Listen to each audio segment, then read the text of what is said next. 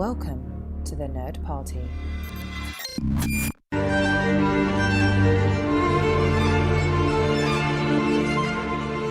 Hello and welcome to the A24 project here on the Nerd Party Network. My name is Lee Hutchison, and Dallas King and I make our way through the A24 filmography, and along the way bring you interviews with the talent involved in front of and behind the camera.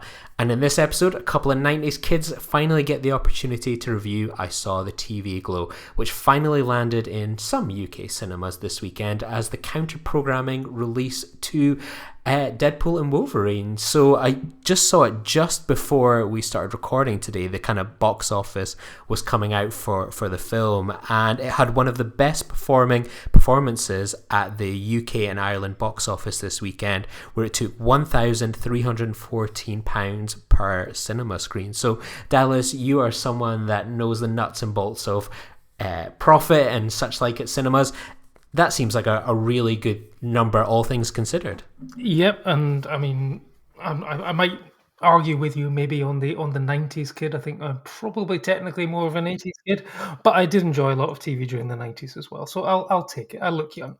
But yeah, no, I mean, that is a very good result given just the sheer number of screens that went to Deadpool and Wolverine this weekend. I mean, I saw this film at the Garden Cinema in London at, I think it was about 3:40 on a Friday afternoon, and I would say that it was probably had about, I'd say probably around about 40 people for a film like this, which is, you know, quite small.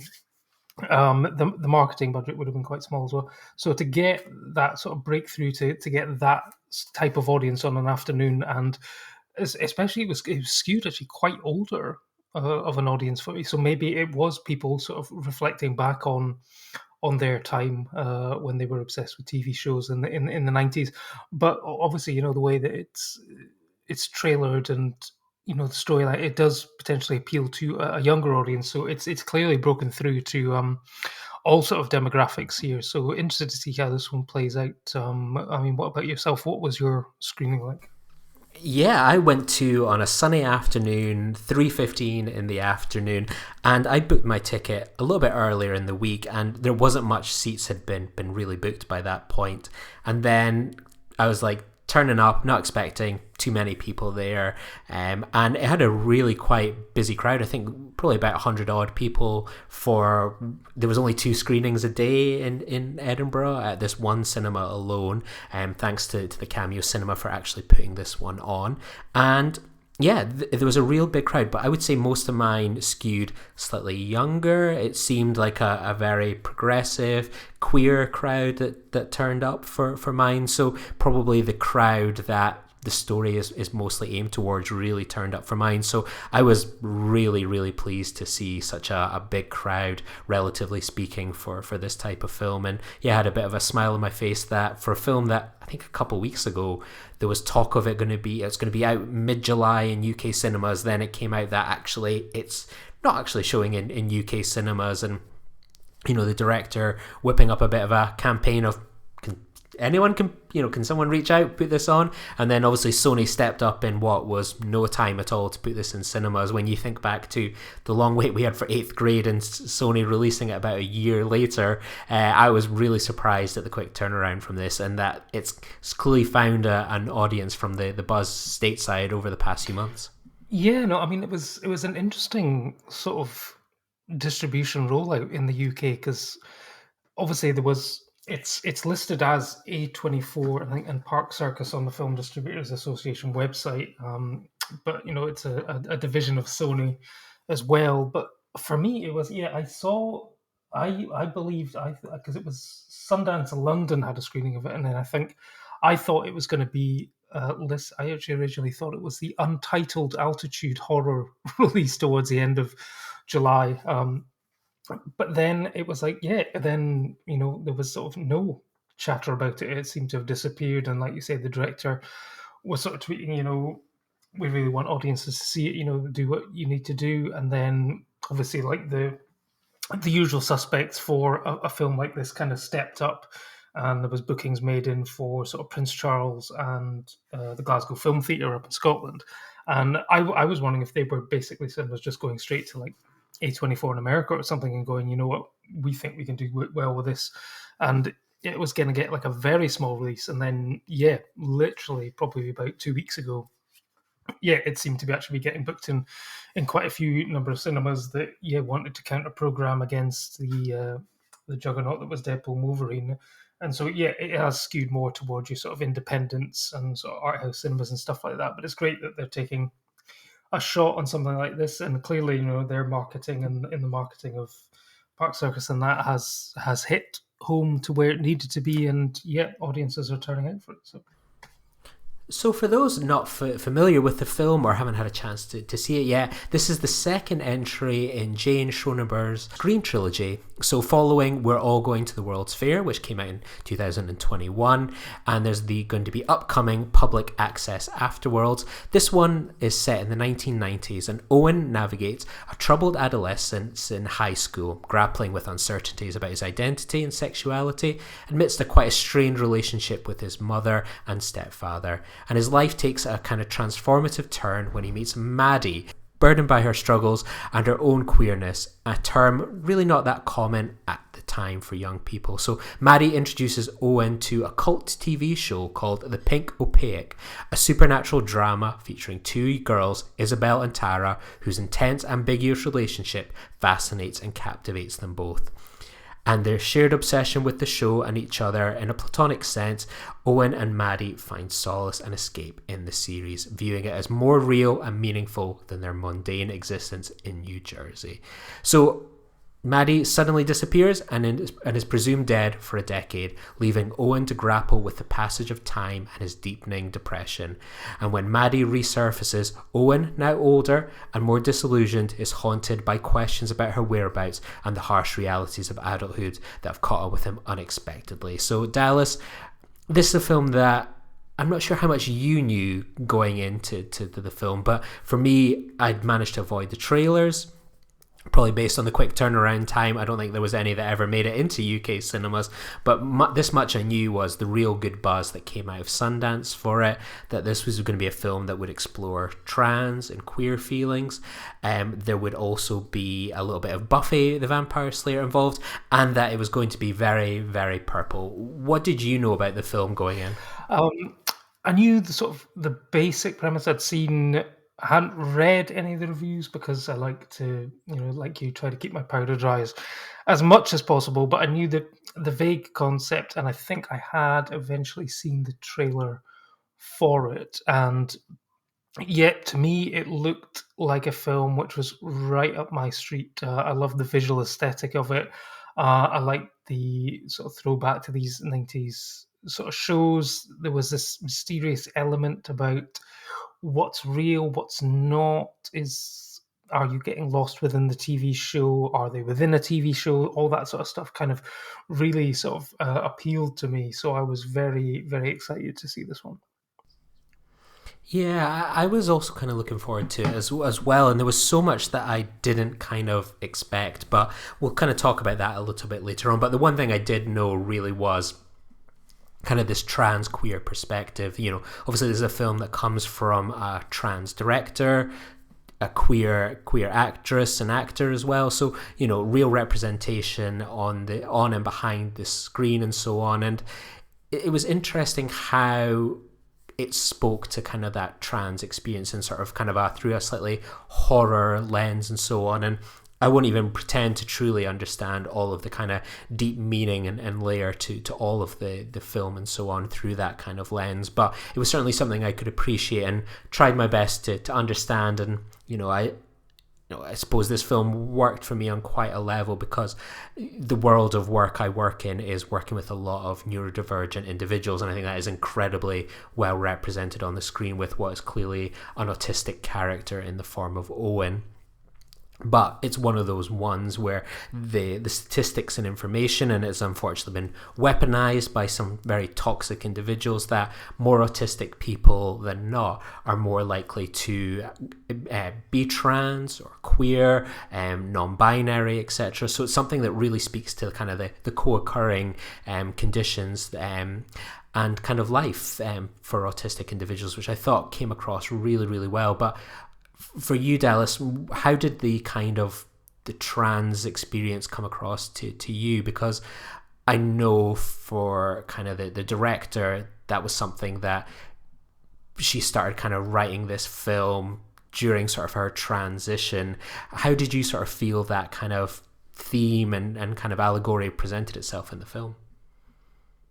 So while as a straight white male, I'm not able to identify with the trans experience or the queer experience. What I did be able to identify with the film was that sort of feeling of just not quite fitting in at school. I was quite a shy kid, a quiet kid. I had a small group of friends, but I wasn't like the loud, brash personality. I was, quite a bit of a wallflower, quite self-contained.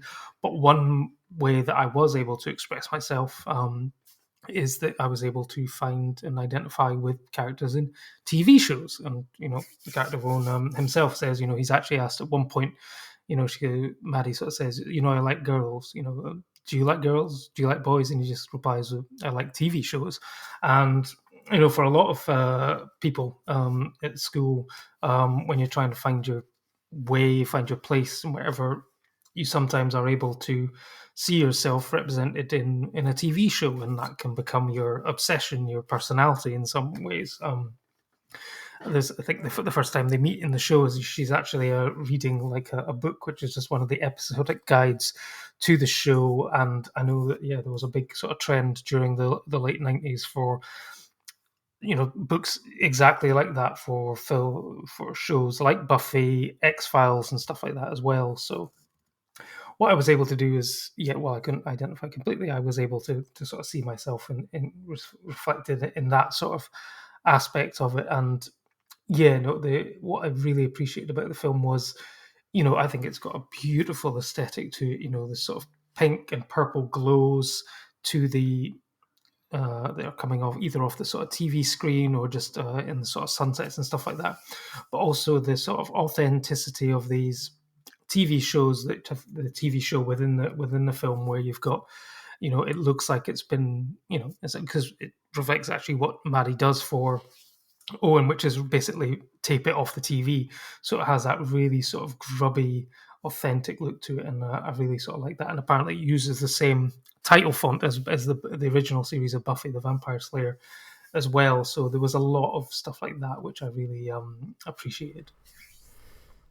Yeah, as someone that was a huge Buffy fan in the 90s and into the early 2000s, the font was not missed on myself. And as someone that also had like a Buffy episode guide and probably the X-Files one and a Star Trek one, I could really kind of relate to that aspect of it. Just like even kind of the terminology that, is a bit more kind of mainstream these, past few decades with things like kind of the Avengers. Like there was that, like everyone was talking about the big bad and the theme for the season, and these, villains and characters that were essentially kind of metaphors for growing up or the issues that many people faced. And, I look back and think of Buffy as an incredibly progressive show. I haven't really rewatched it in those years, but I think it was one of those ones where I think if you were a Buffy fan and there was that moment where he, Owen goes to visit the mother of the kid that he was pretending to go see,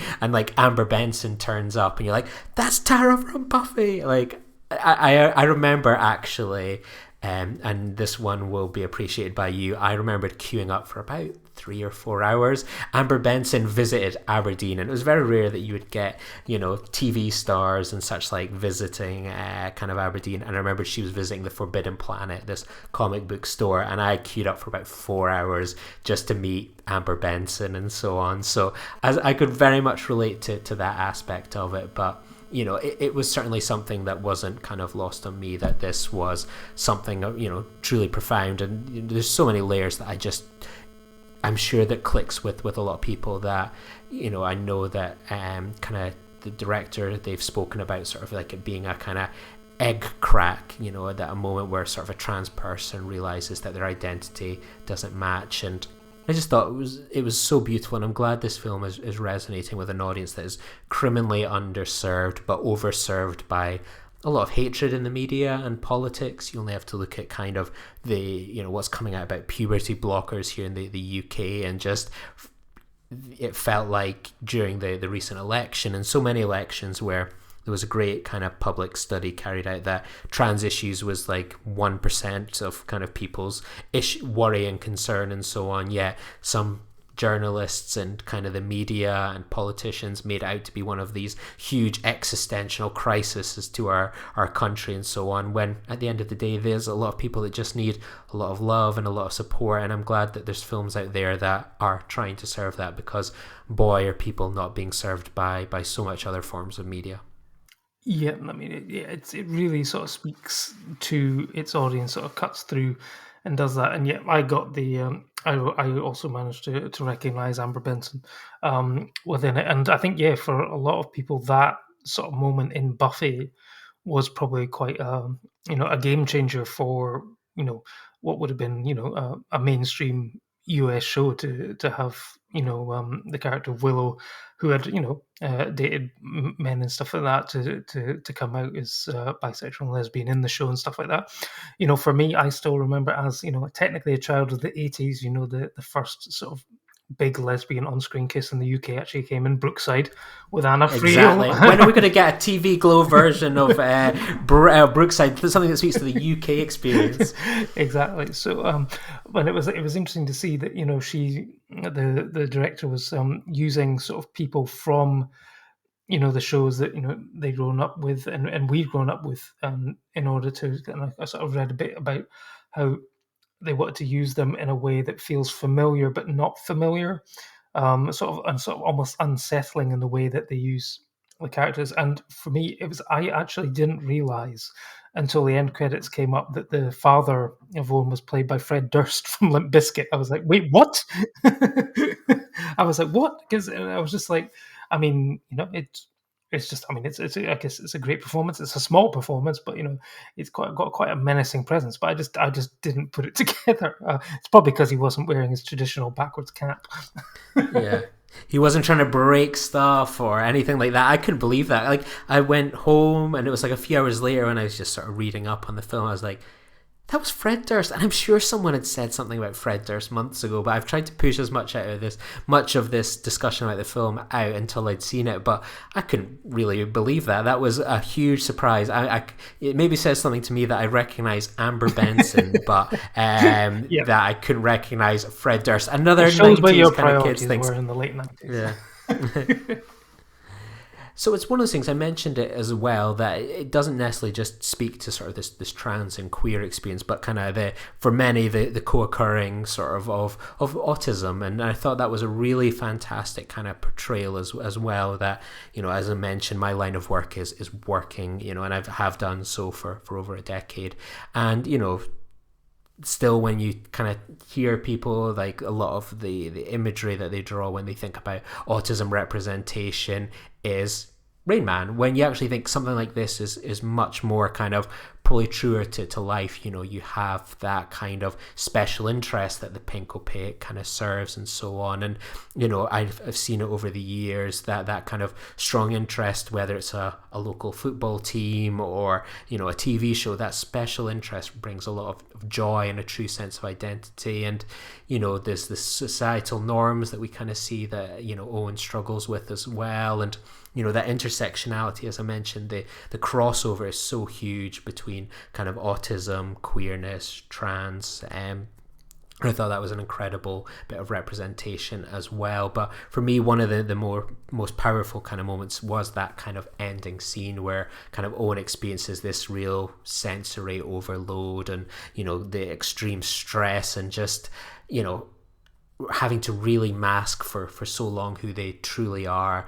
And I felt a real sadness for Owen in those kind of final few moments, and being able to kind of cut himself open and see his true passion that he's been kind of bearing underneath. I thought it didn't have to be, it wasn't as perhaps and I don't mean this in a negative way, as subtle perhaps as kind of the trans representation was, but it was completely respectful, it was spot on. And it's things like this aren't necessarily meant to be as subtle. It's, it's there on the screen. It's not like a gotcha moment, and I thought that was great. And just that climax, I think will stick with me for a long time. And just the sadness I felt for Owen at that moment. This old, lonely. Even though he has a family and so on. Just I've sometimes wondered, and part of my job is helping autistic individuals into roles that better match their skills and experiences. And there's so many people, autistic people, that are not in work or roles that match their experiences and passions. And I work with someone that works in really high end, kind of not necessarily finance, but tech finance and so on. And he once described himself for long periods of time before he came to work with us as being someone that was like the most technically experienced pizza delivery boy. And I felt really sorry for him at that moment, just to have lived a life and a job that was probably so unfulfilling and quite difficult. And just that moment of just breakdown was just, I thought, was really powerful. Yeah, and it's, I mean, for the character of Owen, I think sort of what you're sort of saying there, it sort of makes me think that he's clearly a sort of very smart, intelligent person, but he's just in these dead end jobs. He works in a movie theater, then he's working in this sort of very, like you say, the sensory overload of this fun center, even though it doesn't look like fun at all, to be honest. But it feels like he's sort of taking these jobs because he's clearly still not accepted his true self in some ways. He's he's also hidden from the world, and these jobs allow him to hide while he still struggles to come to terms with his true self. He can't, find a job or something that he truly loves, because the only thing that he's really truly loved probably in this whole world is A, the pink opaque, and B, the character of Maddie. There's that, it's a platonic relationship, but there's clearly a fondness and a bond between the two of them. One thing that I found interesting, sort of just thinking about it now, is sort of the decision to make this film, set it in the 90s, because you've got these two characters who are obsessed with this particular show, but at a time when the internet was not really a thing. There was only these books, and you would basically have to have actual conversations with people about it. Whereas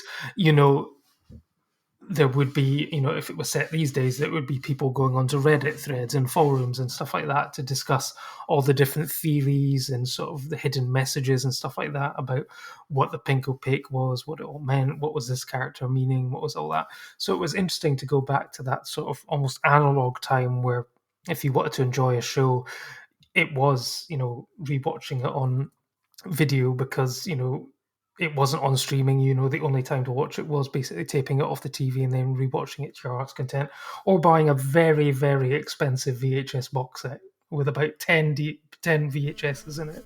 Yeah. Do you know how I used, as someone that bought the Buffet box sets and DVDs back in the day, you could buy like a box set of half a season on VHS for about I think it was about 30 quid and so on. And then like I remember the DVDs came out in that initial stage where like Fox DVDs came out, where it's kind of like, I think they were like 70 odd £5 and so on. And I always think when you go into these kind of secondhand DVD shops these days and you see it for like £5, far from it and so on, you Not think, regarding inflation, what a change days. well. Exactly. It just blows your mind. You think, how much money did I spend on these kind of box sets? It's crazy. Yeah. And there's that sort of almost other sort of sad moment, but it also sort of feeds into the aspect of this sort of central mystery of, is the show real? Are they within a show and whatever? Of where he's older and he's like lying on the sofa late one night and discovers that the entire 5 seasons of the Pink Opaque is on a streaming service, and he starts to rewatch it, and it's not exactly how he remembers it. It's much more cheesy and stuff like that. And I mean, it is always a risk, isn't it, when you have a TV show or something that you've loved so much and you've maybe had some distance from it for a while, and that temptation to go back, and then the worry that if you do, it might not be as good as you remember. I know there's currently a TV show that I used to watch as a kid, which was completely bizarre. Actually, this film actually kind of reminded me of it, and I started to do some research, and it turns out the entire thing is on Amazon Prime, and I could rewatch it if I wanted, but I'm kind of slightly nervous. And that was an Australian kids show called Round the Twist. I don't know if you Oh, ever yes. encountered it. I remember the name, but never watched it. It was so weird. It was like there's all these strange goings on about that happened to this family who lived in an Australian lighthouse, and there was like one episode where a and this was apparently on national TV in Australia and the UK about how the young child got a fish that swam up his penis, and it was a propeller fish, and it allowed him to win swimming races because it would basically shoot him along like a jet underwater. And the dad, even himself, saw the kid in the bath and went, "Oh, Johnny, you've got a whirly willy." And it's like, reading that description now, I'm like, how on earth did A, did this show get made, and B, did nobody complain about it at the time?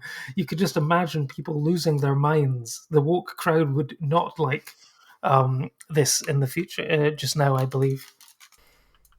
Yeah, it's fascinating when you think. Like recently, my partner just started watching some random episodes of season 1 of Buffy, and I always felt like the first season of Buffy was it was never great. I think I recognized that at the time, and it was I did think it was somewhat interesting that they made the choice to go with Buffy, and it does speak to a lot of these things where it's like the art from the artist. Joss Whedon has had quite the fall from grace and so on with the whole kind of Me Too movement, and then just sort of revelations about his behavior towards the cast as well. But it's one of those ones. There is always those things to say that regardless of sometimes the maker, these things.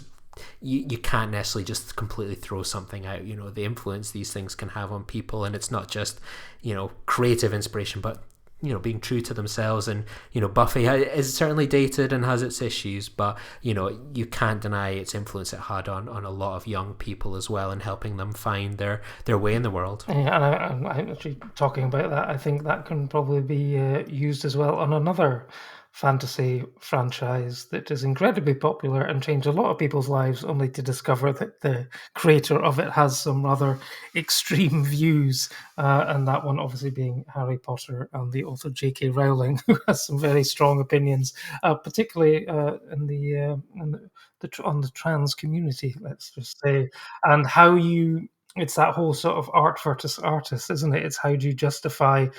I mean, there's a lot of people who have boycotted, I guess, Buffy and Harry Potter and stuff, following the allegations and views of the creators. But it's in doing so, they cut out a huge part of their life, and what was a formative part of their identity as well. And it's a shame that they have to do that. But it's that how do you balance the two things, isn't it? And that's, I guess, what happens with the characters in the show about. Owen tries to distance himself from Maddie and her more extreme views on the show, and how she believes that they are actually characters within the show and stuff like that. And it's something that he finds appealing, because who wouldn't want to get lost in their favorite TV show? But at the same time, he finds himself pulling back from what it means, and it's again that sort of internal struggle that he's going through about identifying the real version of him and making that leap, I guess, isn't it? Yeah, and I've always hated J.K. Rowling and Harry Potter, and it's quite interesting. As I mentioned, I work with some trans people, and the fear that people like J.K. Rowling put in, the influence that she exerts over kind of policy on trans, and just the hatred that she whips up towards the thinnest slice of people it's just really sad. And I was saying it to someone the other day when I was recommending this film, of like, it's not necessarily just trans people that you hope, or people that will naturally go along and see a film like this, but there's people that would completely degrade trans people that would really benefit from seeing this film. But it's probably unlikely, realistically, that they're going to do that. And I think someone like J.K. Rowling, I think there's been some great articles from trans people that have been like, had that relationship where they're like, oh, this was something that meant a lot to me, and now the creator is this absolute piece of shit that wants me, dead, and, have my rights stripped away from me. And, say what you want about kind of Buffy, there's certainly lots of problematic issues with the creator of that, but it's something that he certainly never punched down on trans people, and I think that hopefully keeps that a somewhat safe space for them, where there's just so much that is again going against them. But it's interesting to see, and that Buffy continuing to live on after all these years. And I was certainly watching it going, I want to see a special feature when it comes out on Blu-ray or whatever of like the pink opaque episodes and so on. I'd probably give it a watch. And I think when Owen watched one of the episodes when he was much older and so on, and it's Mr. Sprinkle or whatever, and it was like, oh, I'm just really sad, I like to give people ice cream and so on, and just that line delivery of like, well, maybe perhaps in the winter, you could serve people ice soup. And I just thought that was like one of the best lines of the year, where you're like, this film was taking a complete turn, and wow, that is one of the funniest lines. Like, I went to see Deadpool about like 2 hours later, and that was a bigger belly laugh from me for that line than anything I saw in Deadpool. Yeah, the soup moment got a huge response in my crowd as well. It's just interesting that, apparently in America, that particular kid thought, what's the diametric opposite of ice cream? Oh, I know, it must be soup. And I'm like, okay, yeah, sure. Yeah, ice cream to soup. Yeah, I get it. No, I don't. But yeah, it worked in the moment.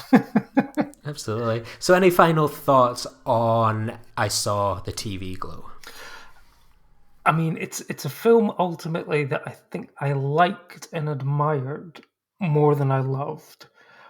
But part of that was maybe due to, I mean, I guess, it's not a film particularly for me, but in some ways it was, some ways it's not. But there was a slight disconnect from me.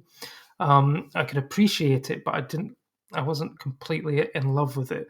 Part of that was potentially because I think in my head I had a slightly different movie in mind. I think I had a more, I guess, going down the rabbit hole of what's real, what's not, almost like a sort of Matrix style sort of thing of, is the TV show. I thought there was going to be a bit more explanation, not maybe, I maybe didn't need explicit answers on it, but I thought there was going to be a bit more of like an investigative search into where Maddie had gone, whereas it just kind of did that automatic leap forward 10 years and then she was back to sort of discuss it. So it wasn't quite maybe where I thought it was going to go, but I think it's a film which if I rewatched, I'd be able to appreciate it and love it even more.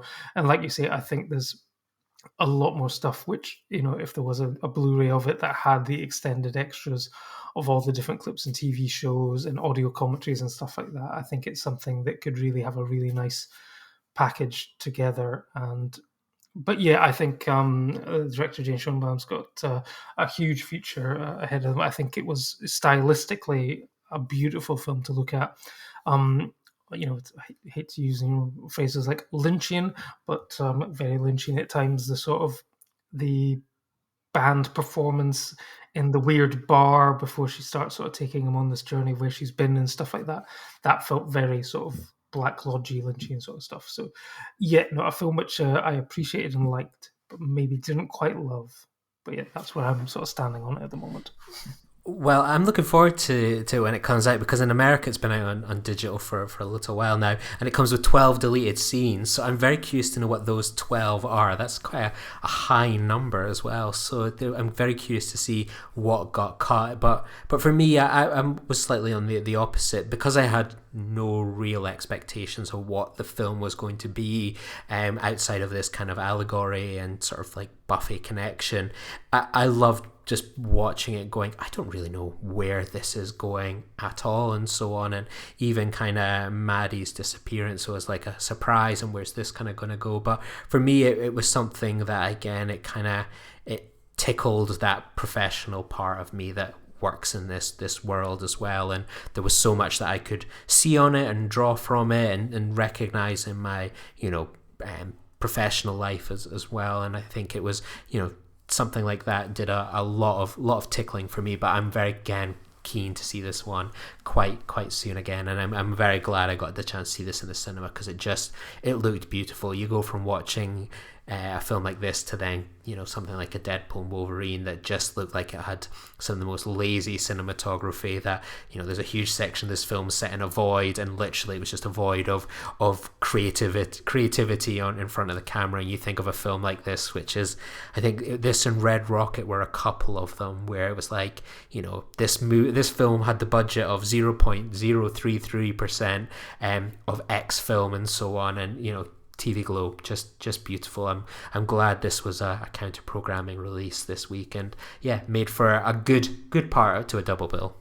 Absolutely, and I think it's one which is going to find. I think it's beyond like the good opening weekend in the UK and stuff. This is one which is actually going to find its audience much later on in life.